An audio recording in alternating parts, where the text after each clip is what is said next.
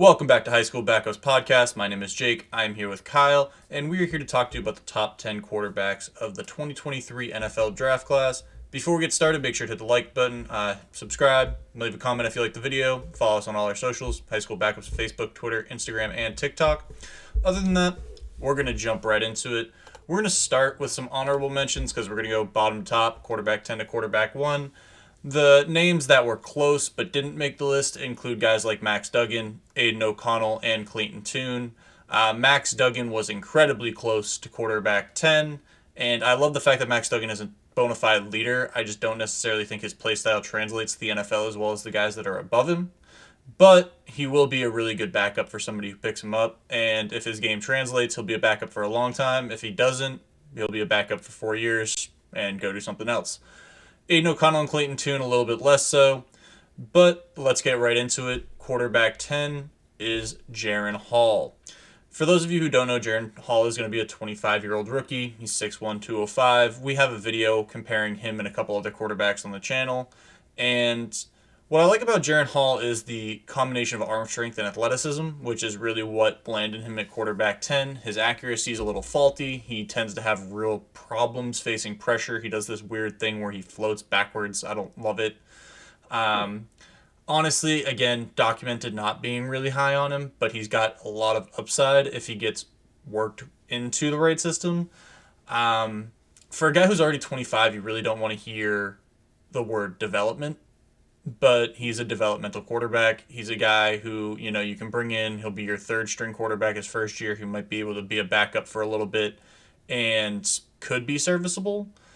The top realistic fit I have for him is the Lions down the board. They're going to need a developmental quarterback, and if they don't go with one in the first 2 rounds, they could wait until round 5 or 6 and take Jaren Hall. Yeah, I don't really think they should go for a top quarterback. I think they can ride with Jared Goff for at least a couple years. I do agree. Oh, hey, Milo. Milo just decided to pop in and say hi. I do agree that Jaren Hall is kind of towards the bottom tier quarterback. He does have some injury issues that he's had through his time at BYU. But he is going to be a serviceable backup quarterback in the NFL. Milo just wants to be loved, bro. Come on. I know. I'm busy, Bubba's. I'm busy. Oh, my Lord. I love that cat. He's a menace, but I love him. What do you think about Max Duggan versus Jaren Hall there? I love Max Duggan. I think he got the spotlight on him, but I do think he does just miss the cut, too. It's the accuracy issues for me. That's what I was gonna say. Like there's some times where it's not like he didn't have good people to throw to either. Yeah, that's a fact. Like Max Duggan is he's gonna be a great backup. I just think the accuracy is a real big problem because considering he's already had NFL talent wide receivers on his roster, it's not like he's throwing to career backup wide receivers. That's a fact. He's throwing to people. He's throwing to starters in the NFL. Like, he's gonna go not first overall, but he's gonna go first round. Quentin Johnson, if he doesn't go in the first round, he's guaranteed to go in the second. So exactly. If he doesn't go in the first round, I think there's a problem, to be honest. But people are worried about his drop issues, but that's a whole other topic. I do agree, though. I think Max Duggan just barely misses the cut. To put it that way, to finish up Jaren Hall, I had a prospect grade of 5.9 on him. My comparison is not as good Russell Wilson. I think they play very similarly. I just think Russ is a lot better mechanically. His arm strength's a little better. His accuracy coming out of college was definitely better. You can see his career stats on the screen right now. You can see the full story with the full grade. We're going to move right into quarterback 9, which is Jake Haener, a name that a lot of you probably have no idea who this is. He's a quarterback out of Fresno State. He's also about 6'1". He's a smaller quarterback. Prospect grade of 6.1 in a comparison of Baker Mayfield. He is probably my second favorite sleeper behind someone who's coming up later. I really like Jake Haener. He's a very accurate quarterback. He's very smart. He knows how to pick apart zone defenses, which is not something that a lot of college quarterbacks know how to do, which is something that I noticed while watching the tape. I really loved it. Bigger problem is that he's small for an NFL quarterback, and another guy who's going to be a serviceable backup in the league. He's going to be smart. He's going to have, he has a really accurate arm, but he's not going to wow you. He's not going to do anything outside of the system. that really makes you go, wow, I need this guy on my team. His top realistic fit is the Seahawks. Again, I think you just need a serviceable backup to Geno Smith for the next couple of years. And maybe you go out and draft a potential starter, but Jake Haener comes in as a serviceable backup for a while. Yeah, I was gonna also bring up his size. I think him being a little on the smaller end is a problem for NFL quarterbacks. But we have seen small quarterbacks be successful in the NFL, especially of recent. Yeah. So I'm sure quarterbacks are. Not, I'm sure NFL teams are not going to really look at his size if the accuracy can keep up with being thrown at NFL defenses. The other issue is that his arm is like average. It is an average NFL arm. It's not going to wow you. Sometimes struggles to get ball sideline to sideline, but again, you're getting this guy in the 5th or 6th round. If you get a serviceable backup, you should be really happy. Like that brings me. Speaking of serviceable backups, that brings me to quarterback 8, which is the flip side of the other two guys that we were talking about, which were slightly athletic guys. Yeah, Tanner McKee is a statue, but a prospect grade of also 6.1, right around where Jake Haener is. But his 6'6", 240-pound frame and his pro style ability really bump him up a little bit. Again, went to Stanford. He's smart. He's going to sit in the pocket like a statue. Another guy that you should be able to get in the later rounds. For some reason, a lot of people had Tanner McKee being picked at the back end of the first round by like the Saints or in the second round at one point this offseason. I never bought it. I don't know where that came from. I really don't. This is a dude who is not a modern day NFL quarterback. He is a 2005 NFL quarterback. Maybe he's a second round pick when Joe Flacco gets drafted in the first round. Maybe. And I mean, again, prospect grade of 6.1. I think this is a very easy comparison to Carson Strong or Davis Mills. Davis Mills was a former teammate of his. And again, accurate, smart. His arm is strong. It's above average for the NFL.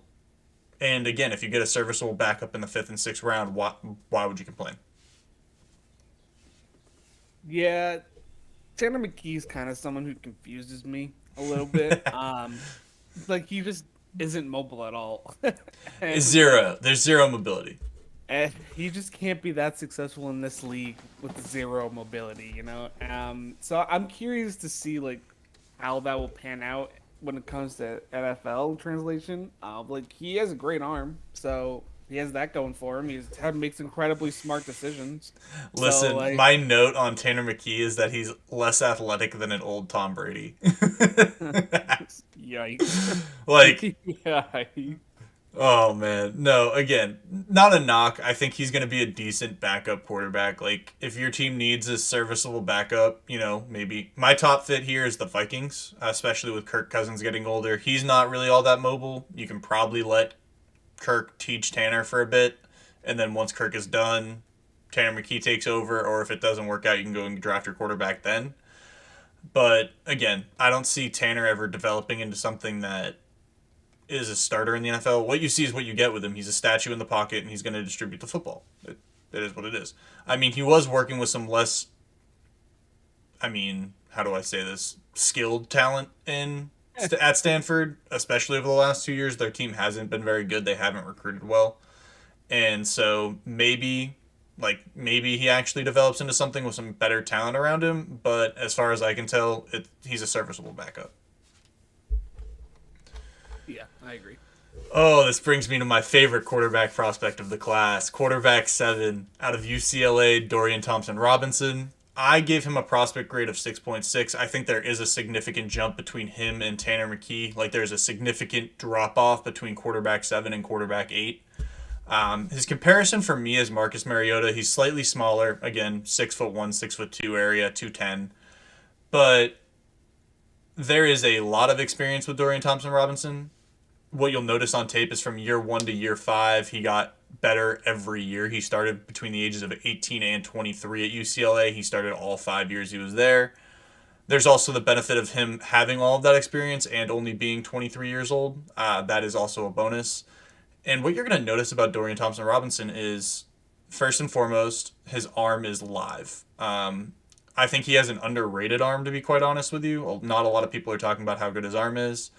and he's also a run game threat, which is a positive in today's NFL. He does have some below average accuracy or average accuracy. It's not always consistent. I would like to see him work on that. But more complex defenses kind of trip him up a little bit. After 5 years at UCLA, you wish that would be something that he would recognize. But I think Dorian Thompson Robinson at 23 is a great developmental quarterback and could possibly be a starter in the NFL at some point in the near future. My top realistic fit is the Eagles because I think that Nick Sirianni would do wonders with him as a backup. I think that if Jalen Hurts gets hurt, Dorian Thompson Robinson is a wonderful backup to a guy like Jalen Hurts. If it wasn't the Eagles, I think the 49ers would do a wonderful job with Dorian Thompson Robinson if they picked him up in the back end of the draft. Again, this is a fourth, fifth round pick, but a guy who I actually think can be a starter in the league. Yeah, DTR is definitely a nice little sleeper pick for a lot of NFL teams. I'm not as high on him as you are, but I will die on this hill. I will actually die on this hill. Easy. I'm not saying he sucks. You're good. I'm just saying. I know. You see something a little bit more in him than I do. Not that he's bad. He just is going to be more of a backup. I don't see him ever becoming a starter, to be honest. That's fine. When he's starting in 3 years, I will look at you and laugh. Listen, Mr. KJ Jefferson will be a first round pick. I'm joking. Kyle made a joke about that at the beginning of the year. Don't worry about it. We were talking about Anthony Richardson and KJ Jefferson because they are very similar styles of players. But back to Dorian Thompson Robinson. Again, a guy I'm giving, I think there is a significant gap between QB7 and QB8. I think DTR is much better than Tanner McKee, at the very least a much better prospect.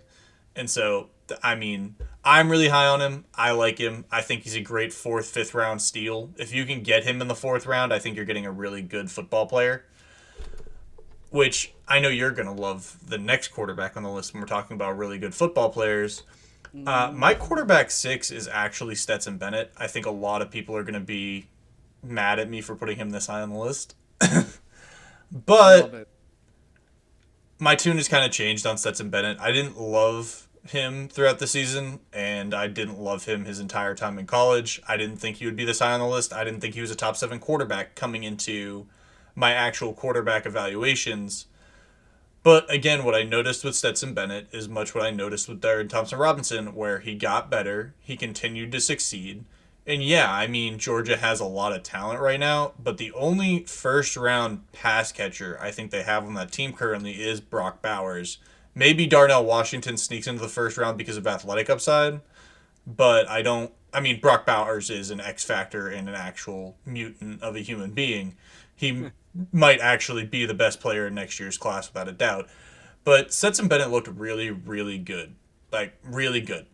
And my prospect grade here is 6.7. I don't have him significantly higher than Dorian Thompson Robinson, partly because of his size and frame, partly because I don't think his arm is as good as Dorian Thompson Robinson's, but his accuracy is much better. You worry about injuries. Stetson Bennett's 5'11", 190. You have to worry about that.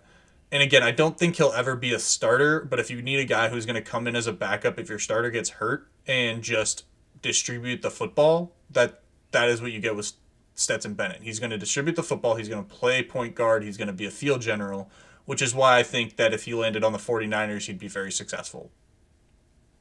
I love me Stetson. Yeah. He brought my team 2 championships. I love it. Your Georgia fandom makes no sense, by the way. I know it doesn't. It makes but I no love sense. But anyway, Stetson Bennett is a very underrated quarterback. His arm accuracy is pretty good. His arm strength's on the little downside. That is probably one of his negatives. But to me, his big negative is his athleticism. He's not that mobile. And as we said before with a couple other quarterbacks, mobility is massive. I disagree with you. I disagree with you. I disagree with you to the point that I think he's mobile and athletic enough to escape the rush. I don't think he's going to be I don't think he's an 80-yard run threat, but I think his escapability is a little bit underrated. I watched him evade Will Anderson Jr. 3 separate times in one game. Yes, he did do that. So honestly, when it comes to Stetson, I'm not as worried about the athletic portion as like Tanner McKee. But No, but I'll let you yeah, finish your point. I'm sorry. that's okay. I'm just saying that with that, he's not somebody who you can trust to go on a breakout run Yeah. like some of the other quarterbacks above him. Oh, that's a Like, fact. yeah, he can run when he needs to, but he's not someone that's going to break out with his legs and You impress mean you with quite that. literally every quarterback above him on the Yeah, list. pretty much. Yeah, pretty much. And no, I mean, if he was more athletic, and again, the comparison here is a less athletic Seneca Wallace. I think that Seneca Wallace played a little bit differently in that he had a stronger arm and less accuracy. But the play style, Seneca really did try to distribute the football. He wasn't looking for the big play constantly. And Seneca Wallace was a long-time backup in the league. He made his money being a really good backup. And I like Stetson Bennett. If he's a really long-term backup for you, that's a good backup. Like, you have a serviceable backup.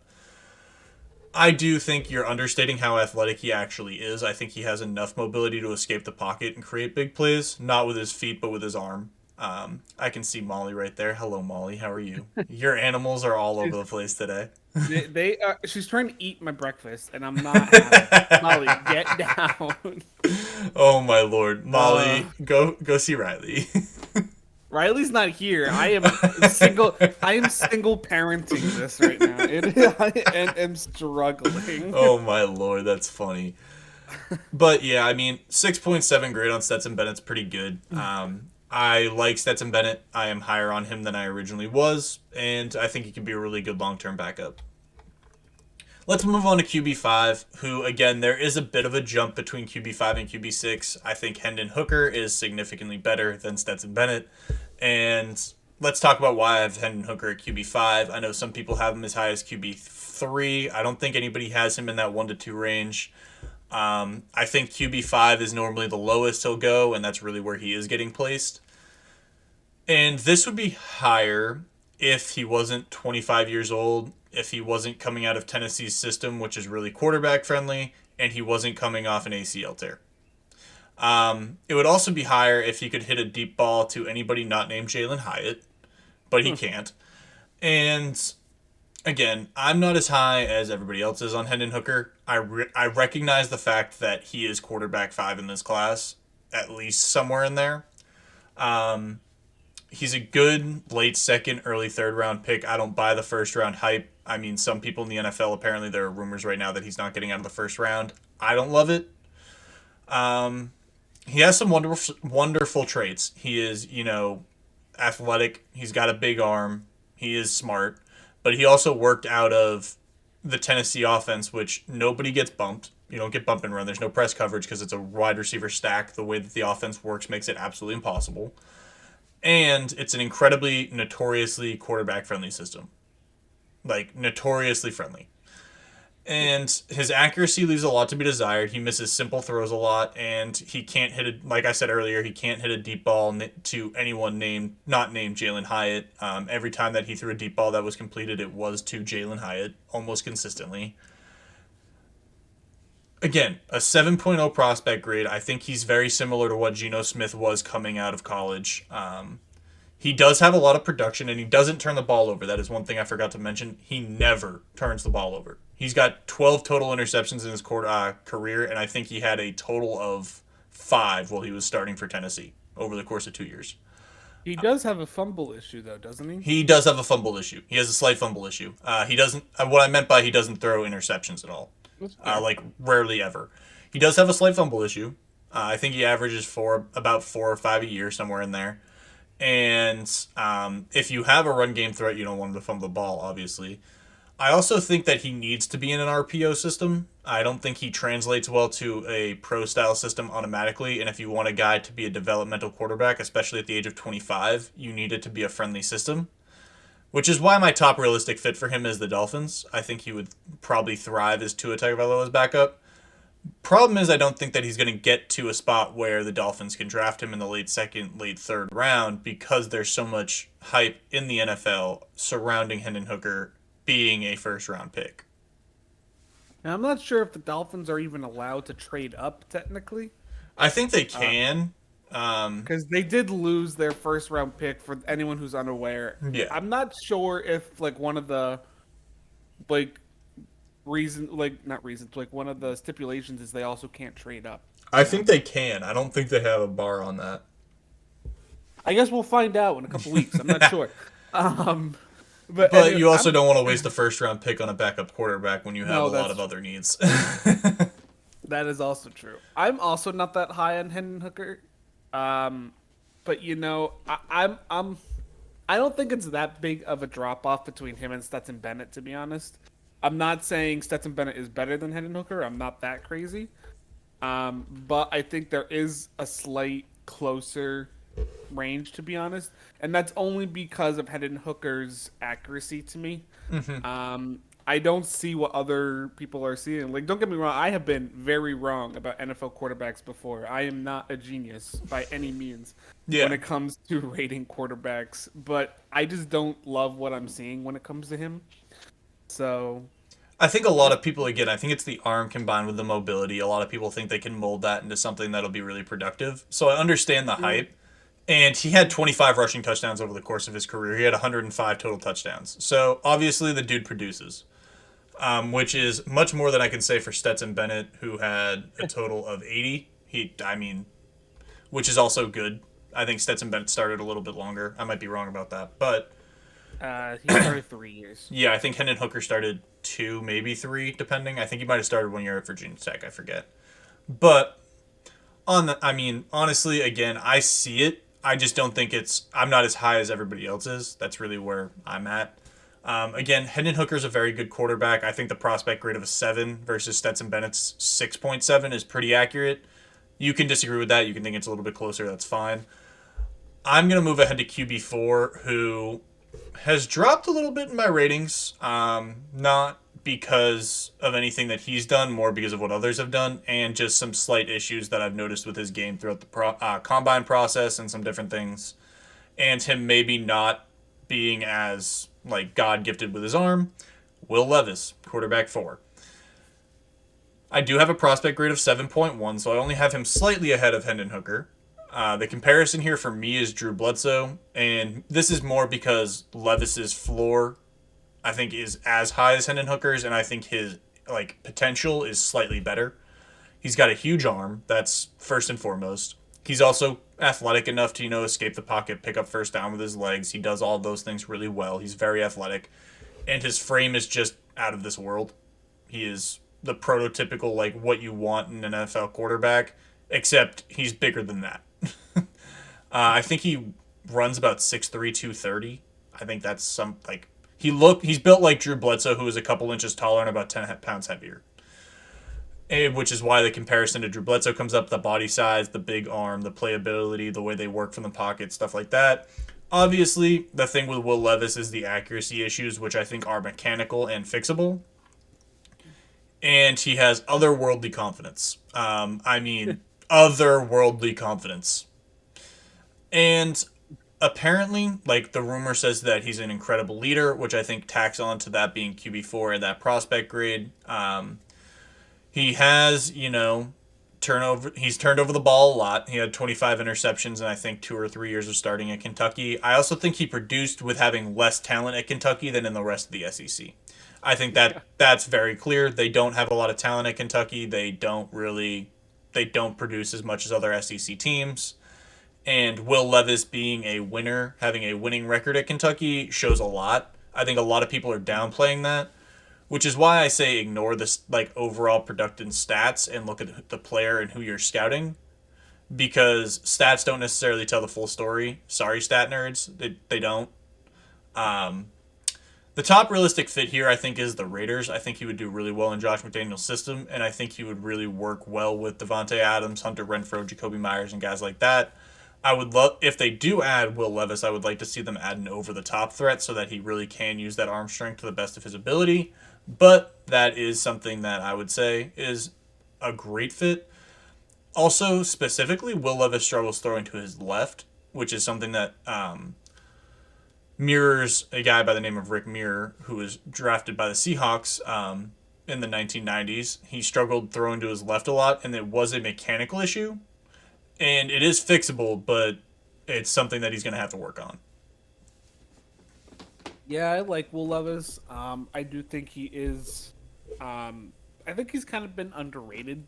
A lot of attention has gone to the three guys above him, as should be. They are better than Will Levis, but I think that he's kind of fallen off the kind of like fallen out of the conversations, especially as we get closer to the draft. I'm very excited to see like where he goes because I also agree. The Raiders would probably be the best fit for him. I'm I not just sure. I mean, he could go anywhere between 4 and like 29, and I would be like, that all makes sense. Like, really, realistically, he could go anywhere in that range and be like, yeah, okay. Yeah, but I feel like a top 10 team needs him there. Like a top 10 See, draft that's the pick thing, does. though, right? Like, the Raiders just have so many holes that is with Jimmy G. Are they going to draft a quarterback? Maybe not.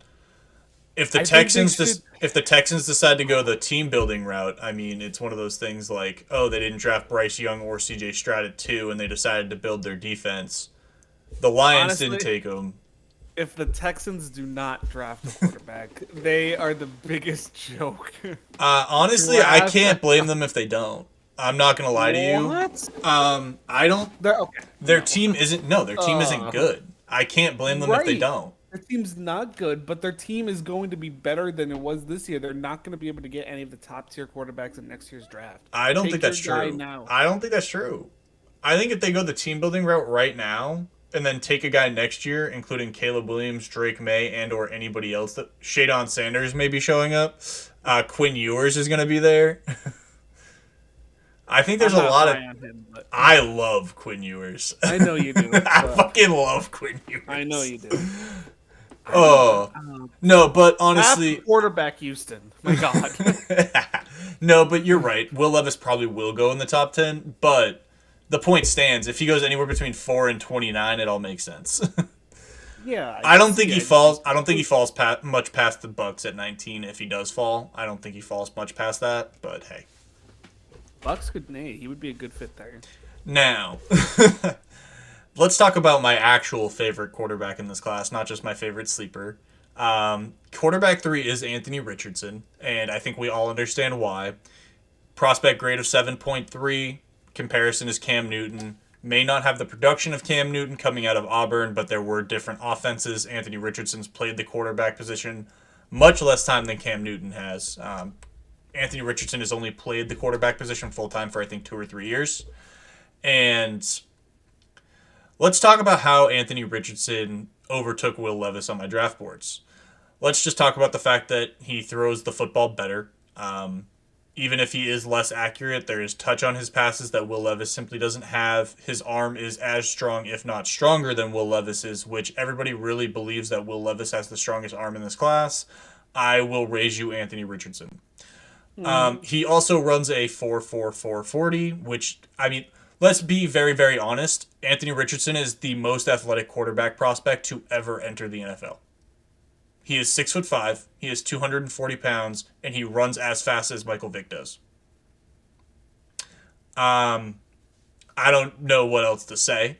He has a lower floor than Will Levis, who is directly below him, which is why his prospect grade isn't like a 7.5 or a 7.6, because his floor is, do I take this guy in the top 10 and then he just doesn't ever play? That is a possibility.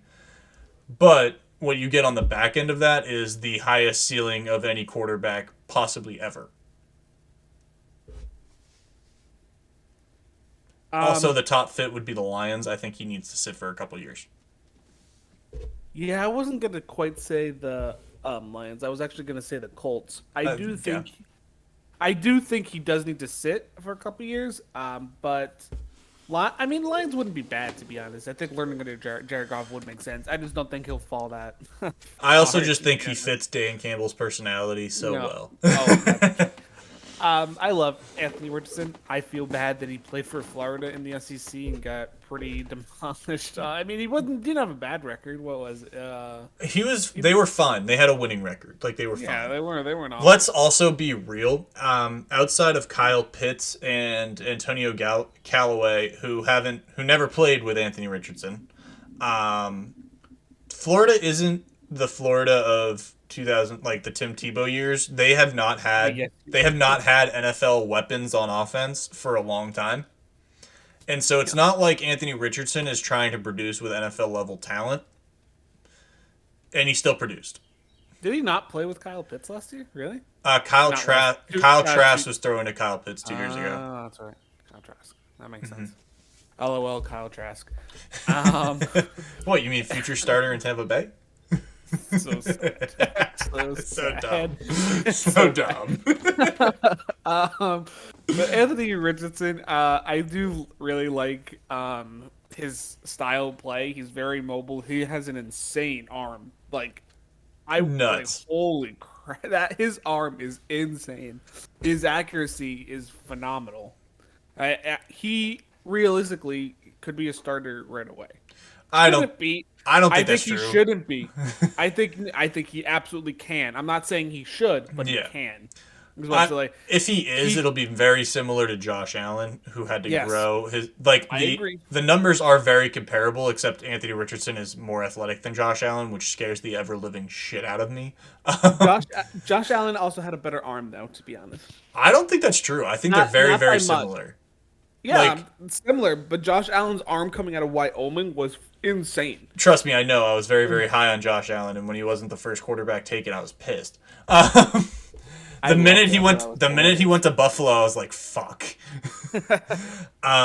No, I mean Anthony Richardson and Josh Allen both struggled with accuracy coming out of college. I think that's something that's fair to say. Their arms are comparable. Josh Allen slightly stronger, Anthony Richardson being slightly more athletic. So I think that's a fair comparison too. I think the Cam Newton comparison is a little bit better, just because I think that Cam Mobility, Newton was, yeah, I agree. the mobility, and honestly, they're both really good comparisons for Anthony Richardson. I think they both could take some time to develop. All three of those guys took time to develop in the league. Cam Newton had a much quicker start than Josh Allen did, but it did take him time to become an MVP. It took him more time to become an MVP. Josh Allen has been playing at an MVP level for the last 2 years now. But Anthony Richardson, my favorite quarterback in this class. I cannot wait to see how his NFL career turns out. I mean, I really hope it's a great one. I think it would be a great story for him.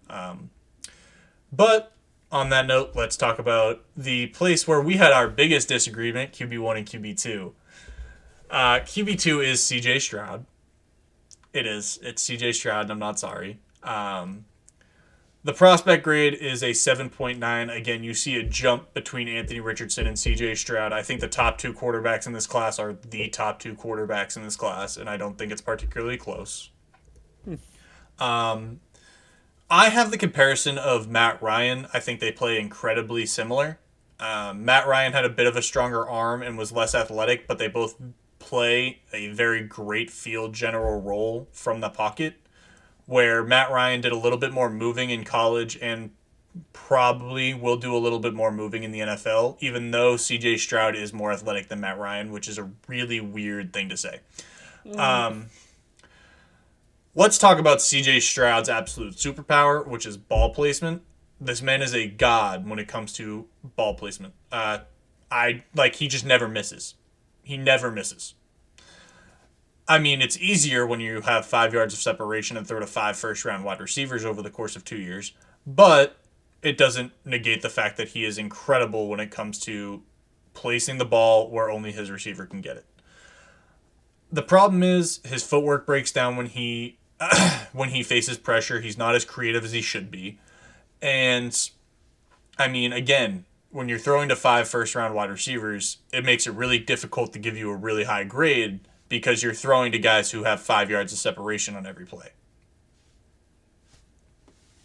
Yes, but that means that if he can perform with NFL-ready wide receivers, he can perform with NFL-ready wide receivers. Like Bro. He doesn't need to adjust to the talent he's already been playing with. It's But that's not it's the- different. It's wholly different. That's not why I disagree with why. Yeah, I you think disagree because of he's Bryce better. Young's frame. I know. Yes. And I think CJ Stroud's ball placement, as you mentioned, that alone to me makes him better than Bryce Young. Now, I'm Bryce going to Young- refute it in a few minutes, but I'm going to let you finish. That's fine. Bryce Young and C.J. Stroud are by far two of the best quarterback talents that we have seen in a while. It's been a couple years since I think we have all been holy shit at a quarterback coming. Like, I mean, last year sucked. Last year sucked. So yeah. Besides Trevor Lawrence, I think Trevor Lawrence was like another one of those quarterbacks we were all like, wow. But just looking at C.J. Stroud, his ball placement is phenomenal. Mm-hmm. That's someone who's going to be NFL ready. And I'm not saying Bryce Young isn't. I'm looking at Bryce Young's frame and being more concerned of injury risk than C.J. Stroud. For the record, I do have the top realistic placement as the Panthers. I think he would thrive with Frank Reich. I really do. It was like, I was about to say Shane Steichen, and I didn't mean to. Who is the head coach of the Colts now? I meant Frank Reich. But so the fact of the matter is, I have C.J. Stroud as QB2, but I think he fits best with the team that has the first overall picks. So I think he should be the first if player I'm off the the board. Panthers, I'm not even taking the whole time to make my selection. I am immediately, as soon as I'm on the clock, I am standing at the podium waiting to say C.J. Stroud. I think they're going to draft Bryce Young. I'm not going to lie to you. Such Carolina fashion, man. Pick the quarterback that doesn't fit best in your system. Such Carolina fashion, man. I can't say anything. Honestly, again, you're right. C.J. Stroud does have his own X factor when it comes to the ball placement. A prospect grade of 7.9 is pretty good. What's really nuts is I don't think any quarterback last year would have been a top 5 quarterback in this class for me. Not a single one. The only one who might come close is Kenny Pickett to me. Yeah, I think he's pretty close to Hendon Hooker and Stetson Bennett, to be honest. So like, I think it would come close. But yeah, I think I had a 6.8, 6.9 grade on Pickett. Yeah, I also had the same grade on Malik Willis. So I loved Malik Willis. I loved him so much. I still do. I love Malik. I still do. I think so Tennessee fucked him over. Yeah, feel so bad. I love Malik. But anyway, we're going to QB1. We're going to QB1. It's obviously Bryce Young. Let me refute your ball placement, because Bryce Young has what I would call the Tom Brady it factor, closest to what Tom Brady did more than any prospect I've ever seen, where when it's crunch time and the game is on the line, Bryce Young is going to get it done. And I think that thwarts any superpower you could possibly have. When it comes crunch time and you can flip a switch and turn it on, that is a superpower in of itself, and it's probably the greatest superpower, to be quite honest with you. I understand your concerns about his frame. He did bulk up to about 205, which is right around where Russell Wilson, maybe not. I think Russell Wilson might have been 215. But he's 5'10", 5'11", 205, somewhere in there. And the only reason he isn't the consensus number one is because of that frame. I mean, he has an 8.0 grade on my prospect grade, and I think he's a more athletic Drew Brees. They play very similarly from a pocket. They distribute the football well. And some of the throws that Bryce Young makes into incredibly ridiculously tight coverage, because let's clear something up. This last year's Alabama team was not the Alabama team of the last 3 or 4 years where they had 7 first-round wide receivers. Their offensive talent sucked. Like, they couldn't buy separation if they wanted to. Jahmyr Gibbs is the only other good player on that offense, skill position-wise. They had some pretty good offensive linemen. At least one. Their offensive line also wasn't really all that great. And Bryce Young faced a lot of pressure, and I think the other thing that Bryce Young does a lot better than C.J. Stroud is escape the pocket. He evades pressure better, and he escapes the pocket better. He extends plays and makes plays better than C.J. Stroud does, which was the overall defining factor. That escapability and his ability to escape the pocket, evade the rush, make plays outside of or off schedule, outside of the system and off schedule, made him bump up higher than C.J. Stroud for me. And I'm fine with you putting C.J. Stroud above him. I think there is a legitimate debate there, but I don't think this debate would be happening if C.J. Stroud was 6'2". That's fair. Top realistic placement, the Colts. I don't want any quarterback going to the Texans because I think it would ruin their careers.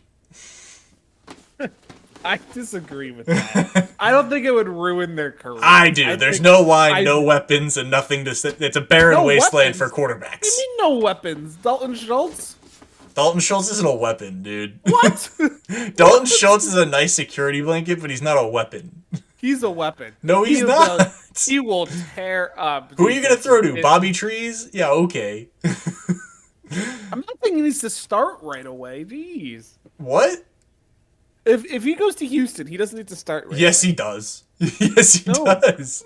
Yes, he does. No. It's not even close. Davis Mills is not even like if Anthony Richardson goes to the Texans, he starts right away. If Will Levis goes to the Texans, he starts right away. I'm not saying Davis Mills is better. I'm just saying let him develop. No, that's not how this is gonna work. That's what you need to do with Houston. It's not gonna work that way. You said it. Houston doesn't have a line, so you're gonna throw him in there. Yes, that's exactly what they're gonna do, and it's gonna ruin their careers. It's not going to ruin his career. Yes, it is. What will ruin his career is starting him before he's ready. Well, Bryce Young is ready right now. Let's clear that up. Bryce Young is absolutely ready. CJ Stroud. I agree with that. I absolutely agree with that. I don't think that's disputed.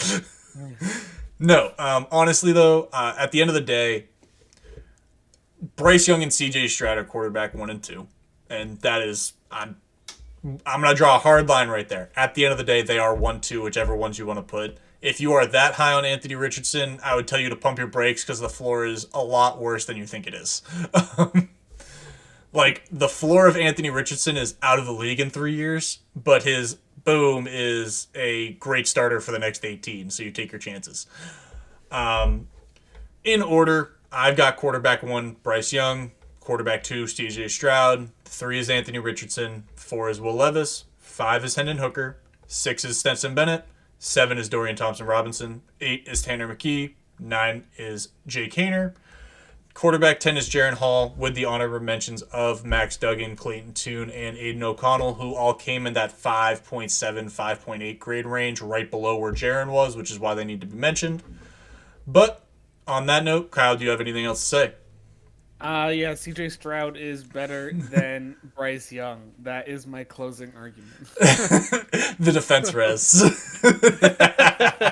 But on that note, guys, again, just a little reminder to like the video, hit the subscribe button, hit the bell for notifications. Follow us on all of our social medias, High School Backups at Facebook, Twitter, Instagram, and TikTok. And if you've watched the entire video, we appreciate you. Peace.